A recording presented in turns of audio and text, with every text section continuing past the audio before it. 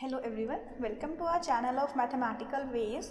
तो आज का जो हमारा टॉपिक रहेगा परमुटेशन एंड कॉम्बिनेशन बेस्ड जो क्वेश्चंस हैं वो हमारे 11th में भी आते हैं और कॉम्पिटिटिव एग्जाम में भी इस बेस्ड क्वेश्चंस बहुत सारे होते हैं। तो हम इजी वे से जल्दी परमुटेशन बेस्ड क्वेश्चन सॉल्व करने की कोशिश करेंगे।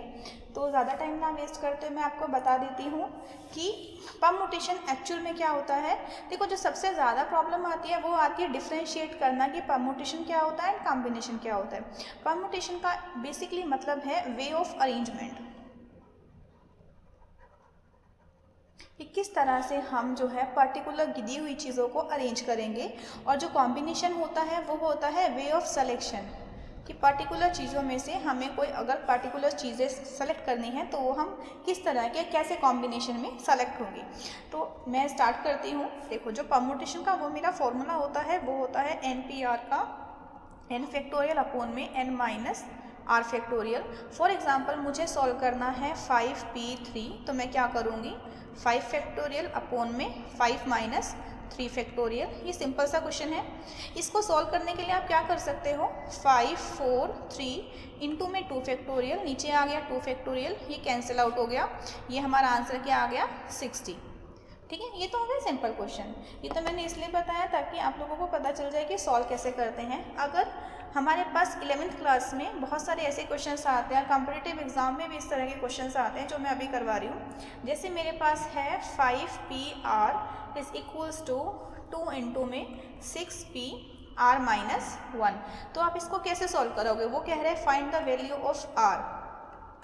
तो आप R को किस तरह से सोल्व करोगे, इसके लिए आपको क्या करना है, सीधा फॉर्मूला अप्लाई करेंगे। यहाँ पे हो जाएगा 5 फैक्टोरियल 5 माइनस R फैक्टोरियल, यहाँ पे हो गया 2 इंटू में 6 फैक्टोरियल, यहाँ क्या हो जाएगा 6 minus R plus 1 that is 7 minus R factorial. इसको सॉल्व करती हूँ मैं, 5 फैक्टोरियल को एज इट इज लिखती हूँ और यहाँ पे क्या हो गया मेरे पास 5 माइनस R फैक्टोरियल। 6 फैक्टोरियल को मैं लिख सकती हूँ 6 इंटू में 5 फैक्टोरियल, और जो 7 माइनस R फैक्टोरियल है इसको मैं एक एक करके कम करती जाऊँगी। जैसे 7 माइनस R, फिर एक कम करूँगी 6 माइनस R, फिर एक करूँगी कम 5 माइनस R। इससे मेरे पास क्या हो गया, ये इससे कैंसिल हो जाएगा, ये इससे कैंसिल हो जाएगा। तो मेरे पास जो रिजल्ट आ गया वो क्या आ गया कि इक्वल्स टू में मेरा रह गया 1 equals to 6 into 2 is 12 upon में 6 माइनस R इंटू में 7 माइनस R। जब मैं इसको क्रॉस मल्टीप्लाई करूँगी तो मेरे पास एक क्वाड्रेटिक इक्वेशन बन जाएगी जो कि बनेगी R square minus 13R plus 30 is equals to 0। हम क्वाड्रेटिक इक्वेशन को सॉल्व कर सकते हैं रूट्स की मेथड से। तो इसके जो रूट्स आ रहे हैं वो मेरे पास आ रहे हैं 3 and 10। R equals to 3 and 10 हम कंसिडर नहीं कर सकते क्योंकि मेरे पास जो मैक्सिमम वैल्यू n की है वो है 5 और 6। हमें जो स्टार्टिंग में दे रखा है n की वैल्यू या 5 है या 6 है, तो ऑब्वियसली r जो है वो इससे छोटा होता है, तो हमारी जो r की वैल्यू हो गई वो मेरी हो गई 3। So this is our answer. देखो, ये तो बहुत ही सिंपल और बेसिक क्वेश्चंस होते हैं। अब क्वेश्चंस आते हैं कि देखो, मैं ये कह रही हूँ जो इक्वेशन बेस्ड क्वेश्चंस आते हैं उसको किस तरह से सॉल्व किया जाता है। ठीक है, आज हम वो करेंगे। फॉर एग्जांपल एक ना बहुत इंपॉर्टेंट चीज़ है, आपको फॉर्मूले की कई बार ज़रूरत नहीं पड़ती है अगर आपको परमुटेशन बेस्ड क्वेश्चन करना है। जैसे आपको एक क्वेश्चन कह रहा है वो, how many digits different numbers of 6 digit can be formed using number 3 1 7 0 9 5। इनको यूज़ करके आप कितने डिस्टिंक्ट नंबर ऑफ डिजिट जो है वो बना सकते हो, आपको ये बताना है। देखो भाई, सीधी सी बात है, अगर मुझे 6 डिजिट नंबर बनाना है तो मुझे ये श्योर है कि स्टार्टिंग में मेरा 0 नहीं आ सकता। ठीक है, सबसे पहले तो आप ये देख लो कि कितने जो हैं वो पॉसिबल है इससे बनाना। तो हमारे पास 6 डिजिट है, तो 6 डिजिट से हमारे पास बनाने के ऑप्शन हैं 6 फैक्टोरियल। अगर हम 6 फैक्टोरियल को सॉल्व कर रहे हैं तो हमारे पास रिजल्ट आ रहा है 720।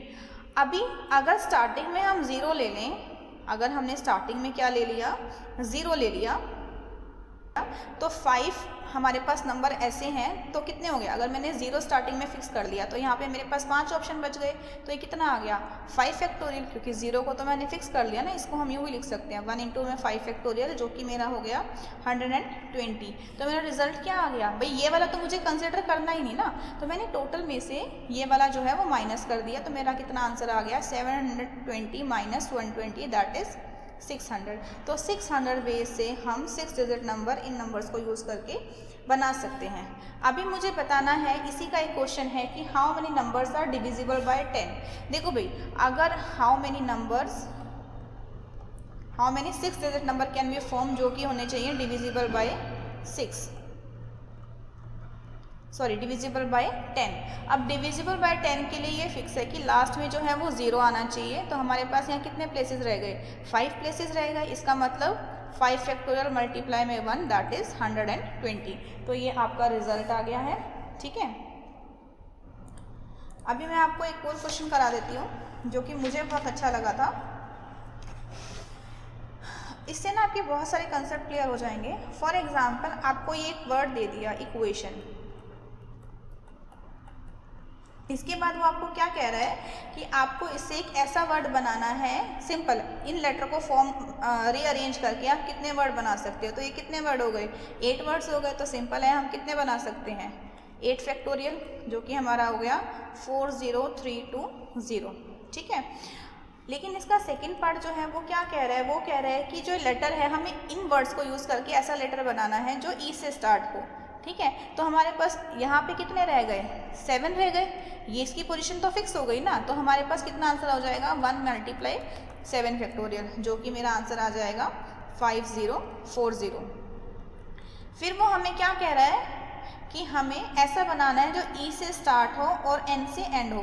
देखो भाई, ये तो फिक्स हो गए, तो अंदर मेरे पास कितने रह गए 6 लेटर्स रह गए, तो आंसर क्या आ गया 6 फैक्टोरियल इंटू 1 इंटू 1, ठीक है। अभी क्या है beginning with E and ending with eight, तो हमारा कितना हो गया ये 720। अभी वो क्या कह रहा है कि कांस्टेंट जो है वो हमेशा एंड प्लेसेस ऑक्यूपाई करे। हमारे पास वो कह रहा है कि जो इसमें कांस्टेंट्स हैं, कॉन्सोनेंट सॉरी,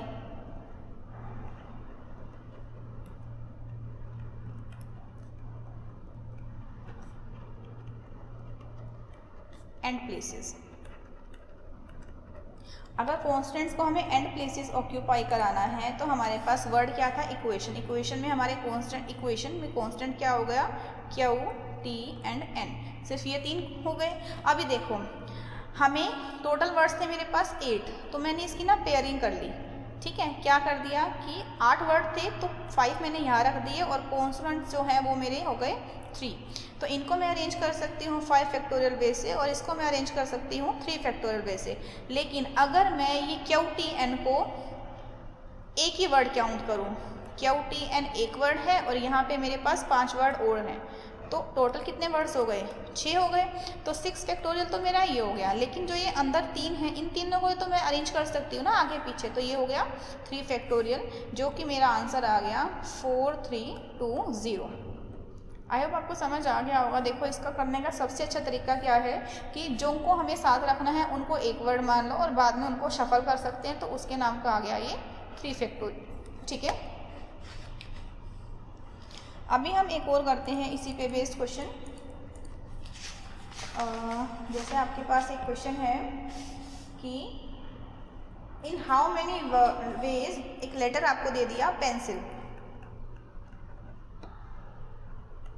आपको इसको अरेंज करना है। वो क्या कह रहा है कि n is always next to e, मतलब n जो है हमेशा e के बाद होगा, तो ये तो फिक्स हो गया। टोटल वर्ड्स है इसमें 6, ये जो है हमारा एक वर्ड कंसिडर कर लेते हैं और बाकी कितने वर्ड रह गए 4, तो अगर इन टोटल को देखें तो मेरे पास कितने हैं 5 वर्ड्स हो गए, तो वेज कितने हो गए 5 फैक्टोरियल, तो 5 फैक्टोरियल का हमारा आंसर कितना आता है 120, ठीक है।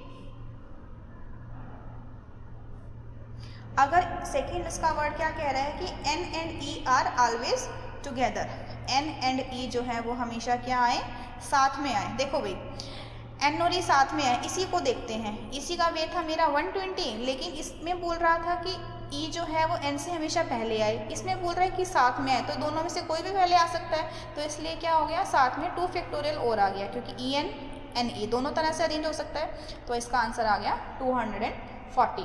ठीक है, अभी एक चीज़ बताती हूँ, एक आपके पास ये तो अभी हमने क्वेश्चन किए, ये तो थे कि अगर रिपीटिशन ना हो, अगर रिपीटिशन हो जाए, फॉर एग्जांपल आपको मैं अपना नाम ले लेती हूँ, तो ये मेरा नाम है। अभी इसमें कितने वर्ड्स हैं, 7 वर्ड्स हैं। तो मुझे मेरे नाम के लेटर्स को अरेंज करना है, रीअरेंज करना है कैसे भी।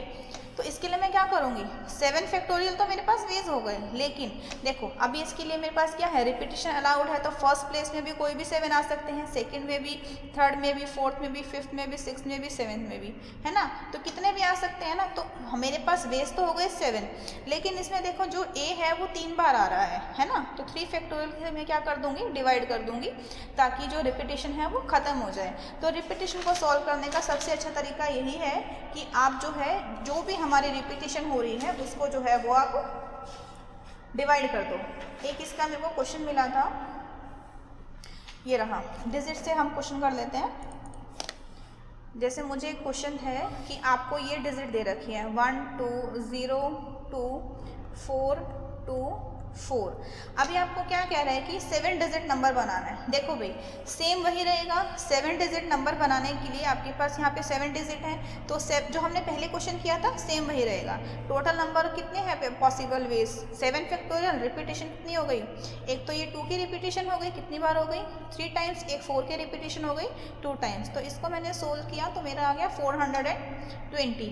अभी मैं क्या करती हूँ, देखो 7 डिजिट नंबर में स्टार्टिंग में 0 नहीं होना चाहिए। अगर स्टार्टिंग में 0 है तो मैं 0 की पोजीशन फिक्स करके बाकी सबको खाली छोड़ देती हूँ। तो मेरा क्या हो गया, अगर 0 मैं फिक्स कर दूँ और बाकी जो नंबर्स हैं वो शफल हो जाएं, तो मेरा क्या होगा 6 फैक्टोरियल, और रिपीटिशन वही रहेगी 3 फैक्टोरियल इंटू 2 फैक्टोरियल, जो कि मेरा आ गया 60।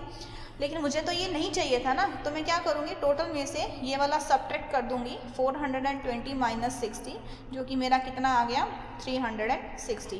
तो देखो रिपीटिशन का कंसेप्ट बहुत इजी है। आप रिपीटिशन को ना एक बार कंसीडर मत करो, सिंपल लेके चलो। जब आप सिंपल लेके चलोगे, बस रिपीटिशन वाले डिजिट को लास्ट में उससे हम क्या कर देते हैं, डिवाइड कर देते हैं। मैं एक और क्वेश्चन करा देती हूँ इसी पे ही बेस, ताकि आपका कंसेप्ट जो है वो और अच्छे से क्लियर हो जाए। जैसे एक वर्ड है मेरे पास इलाहाबाद,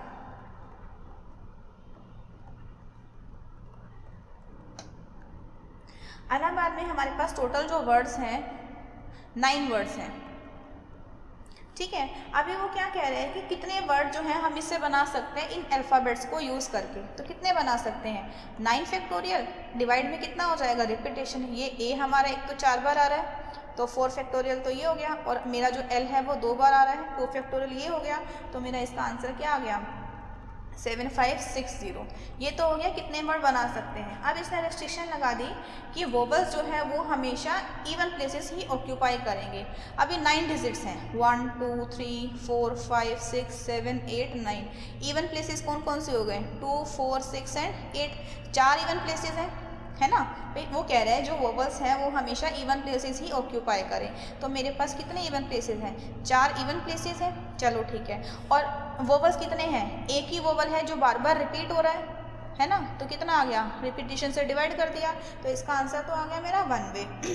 अभी बाकी मेरे पास कितने बच गए, 5 बच गए। इनको मैं कैसे भी अरेंज कर सकती हूँ, जो इन पे है, जैसे एल एल है तो इन पे हमारा कितना है 5 फैक्टोरियल, लेकिन एल 2 बार रिपीट हो रहा है तो मैंने इसको कर दिया, तो इससे मेरा आंसर आ गया 60 वेज। तो टोटल आंसर क्या हो गया, ये वोवल्स को अरेंज करने का, ये बाकी बचे हुए को अरेंज करने का, तो 1 मल्टीप्लाई बाय 60, तो मेरा कितना आ गया टोटल 60 वेज। ठीक है, आई होप आपको समझ आ गया होगा, बहुत इजी है। अभी एक जो लास्ट टॉपिक रहता है वो हमारा रहता है सर्कुलर परम्यूटेशन। अभी ये सर्कुलर परम्यूटेशन में सब लोग काफ़ी कंफ्यूज रहते हैं। सर्कुलर परम्यूटेशन में क्यों हम n-1 फैक्टोरियल क्यों करते हैं? देखो, जो हमारी लीनियर परम्यूटेशन होती है उसमें जो है वो फर्स्ट पोजीशन फिक्स नहीं होती, सारी वो होती है। लेकिन जो हम अगर सर्कल की बात करें तो कहीं ना कहीं तो हमें फर्स्ट को कंसिडर करना पड़ेगा, तो एक तरह से वो पोजीशन जो है वो फिक्स हो गई, ठीक है। तो इस वजह से जो उसका फॉर्मूला होता है वो होता है n-1 फैक्टोरियल। अगर आपके पास टोटल जो है वो n है तो हमारा जो सर्कुलर परम्यूटेशन का फॉर्मूला रहेगा वो रहेगा n-1 फैक्टोरियल। समझ आ गया ना क्यों है? क्योंकि जो फर्स्ट है वही लास्ट होगी और उसको हम चेंज नहीं कर सकते, चाहे कोई भी ले लें, तो इसलिए फर्स्ट उसको जो है हम नेगलेक्ट कर देते हैं। इस वजह से जो फॉर्मूला रहता है n-1। लेकिन अगर हम बात करें क्लॉकवाइज की और एंटी क्लॉकवाइज की, अब ये देखना, इस पे बेस्ड क्वेश्चन बहुत आते हैं। आप अगर बीड्स को अरेंज कर रहे हो, मोतियों को अरेंज कर रहे हो, तो उसमें क्लॉकवाइज और एंटी क्लॉकवाइज का फर्क नहीं पड़ेगा क्योंकि सब सेम है। लेकिन अगर पर्सन्स को अरेंज कर रहे हो तो अगर क्लॉकवाइज अरेंज कर रहे हो तो जो पर्सन राइट में है वो राइट में रहेगा, लेकिन एंटी क्लॉकवाइज अरेंज कर रहे हैं तो वो उस पर्सन के लेफ्ट में आ जाएगा। तो इसलिए जब क्लॉकवाइज और एंटी क्लॉकवाइज की बात करें तो हमारा क्या आ जाता है 1/2 n-1 फैक्टोरियल, ठीक है। इसके लिए आपको एक क्वेश्चन दे रखा था, मैं एक ही क्वेश्चन कराऊंगी, इससे आपके 2 क्वेश्चन कराऊंगी एक्चुअली सर्कुलर परम्यूटेशन पे, और इससे आपके सर्कुलर परम्यूटेशन की कंसेप्ट भी क्लियर हो जाएंगे। आपको ये दे रखा है कि प्राइम मिनिस्टर ऑफ 8 कंट्रीज के प्राइम मिनिस्टर जो है वो एक राउंड टेबल के में बैठते हैं और आपको बोलना है कि किस तरह से अरेंज। देखो, टोटल जो प्राइम मिनिस्टर्स हैं वो हैं 8। अभी इंडिया और पाकिस्तान के साथ ना बैठे तो मैं क्या करूँगी, पहले तो मैं टोटल निकाल लूँगी कि टोटल कितने हो सकते हैं जो साथ बैठ सकते हैं। तो वो कितना हो गया मेरा 8-1 फैक्टोरियल, जो कि हो गया 7 फैक्टोरियल, है ना। तो अभी इसके बाद हमारा 7 फैक्टोरियल का मेरा आंसर कितना आ गया 5040। और अगर मैं क्या करूं, अभी मैं क्या करती हूं, प्राइम मिनिस्टर जो इंडिया और पाकिस्तान के हैं उनको मैं साथ बिठा देती हूं, तो वो मेरे पास एक पोजीशन हो गई, बाकी 5 रह गए, तो टोटल कितने हो गए 6 हो गए। तो 6 फैक्टोरियल। लेकिन जो यहाँ पे मैंने बिठाए थे इंडिया के और प्राइम मिनिस्टर और पाकिस्तान के प्राइम मिनिस्टर, वो भी तो आपस में पोजीशन इंटरचेंज कर सकते हैं, तो मल्टीप्लाई हो गया 2 फैक्टोरियल, जो कि आंसर मेरा आ गया 1440। तो जब अगर मैं इसको और इसको सब्ट्रैक्ट कर दूंगी तो मुझे ऐसा नंबर मिल जाएगा जिससे कि जो इंडिया के पीएम है और पाकिस्तान के पीएम है वो साथ नहीं बैठे। तो कितना हो गया 5040 माइनस 1440, जो कि आ गया 3600, ठीक है। तो ये हमारा जो था मेन था। एक और है, अगर मैं बात करूं बीड्स को अरेंज करने की, अगर मैं बात करूं जैसे बीड्स को अरेंज करने की, तो हमारा ये फॉर्मूला रहेगा। क्यों रहेगा? क्योंकि बीड्स में लेफ्ट में भी वही आएंगे, राइट में भी वही आएंगे, तो उससे फ़र्क नहीं पड़ेगा, ठीक है। तो अगर मुझे बीड्स को अरेंज करना है, 5 बीड्स को अरेंज करना है, तो मेरा क्या हो जाएगा 1/2 5-1 फैक्टोरियल 12, ठीक है। तो ये तो सिंपल है। आई होप आपको समझ आ गया होगा। आज का लेक्चर आपको इंटरेस्टिंग लगा होगा। ये क्लॉकवाइज और एंटी क्लॉकवाइज का हमेशा ज़रूर ध्यान रखना, क्योंकि ये कब होता है जब लेफ्ट और राइट का असर ना पड़े, तब हम क्लॉकवाइज और एंटी क्लॉकवाइज वाले चीज़ को कंसिडर करते हैं। और अगर पढ़ रहा है तो सिंपल n-1 को, जैसे मैंने प्राइम मिनिस्टर वाला क्वेश्चन किया। So thank you so much for watching our videos.